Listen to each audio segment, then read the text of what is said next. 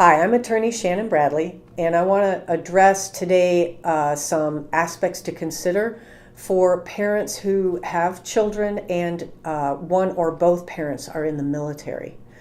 You will have to create a parenting plan as part of your divorce, and as you already know, if you're in the military and you're active duty, you're required to have a family care plan. So the provisions that are in your family care plan need to be conveyed to your attorney if you have one. They are going to need to be addressed in your parenting plan. So it's important that you share that information. And it's also important to consider, especially if you're considering being in active duty military for a long period of time, you have to contemplate all of the changes that are bound to occur as a result of your service, such as deployments, TDYs, temporary duties, and PCSs, permanent changes in station.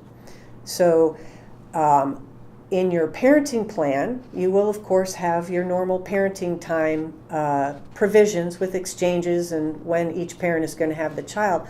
But when there's a PCS, you have to consider you won't know in advance likely where your next duty station is going to be. So you have to contemplate changes in transportation. For example, is there going to be air travel instead of just driving across town to meet the other parent?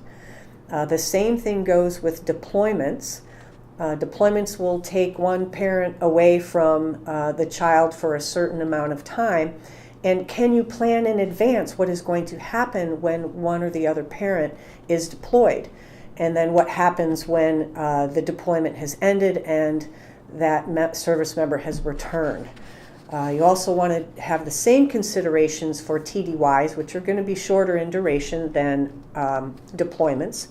And again, you want to consider, are there going to be different care providers? Is there going to be parenting time between the parent who has a TDY? And you want to convey those issues to your attorney if they don't raise those issues to you. So if you are in the military, active duty or reserve or guard, be sure that you address those issues. And if you have any questions, please feel free to call me at 480-967-7311. Thanks.